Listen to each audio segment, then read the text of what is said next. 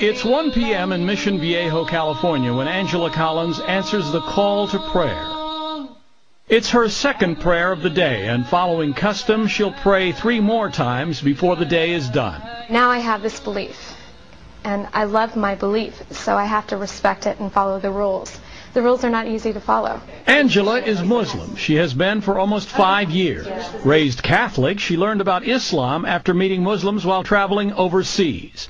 She converted just 2 months after September 11th, a time when the war on terror was almost synonymous with a war on radical Islam. I saw a very dark persona of Muslims in general to Americans, and I realized it was so far removed from my actual experience abroad that people had to know this is not who they are. This is not how they are.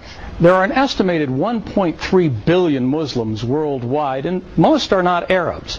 Here in the United States, while the Muslim contingent numbers an estimated 7 to 8 million, it's growing rapidly. 20,000 new converts each year, 4 times as many women as men. In the Quran, it says that women were created independently of Adam, that Eve was an independent creation of God's. And so for a lot of white American women, that really appeals to their sensibilities of equality, and it's very liberating for them. Maybe I'll help you cook something. Julia Roach converted to Islam after being introduced to the religion by her husband, Chris. They weren't married at the time. He is also an American.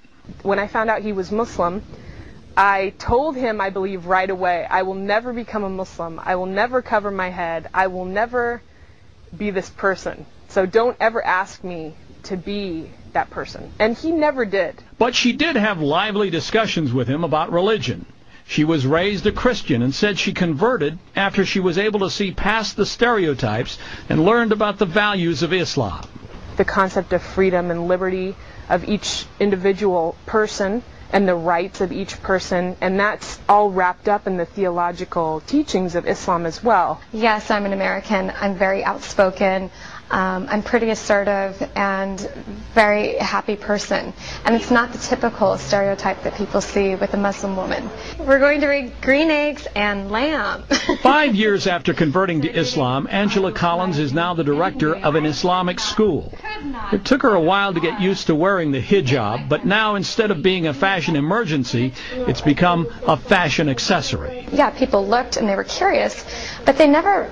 A lot of the times they didn't realize I was a Muslim wearing hijab. They thought, oh, she must be some French designer coming up with a new fashion. It's not a new fashion, but maybe a new face on the world's second largest religion.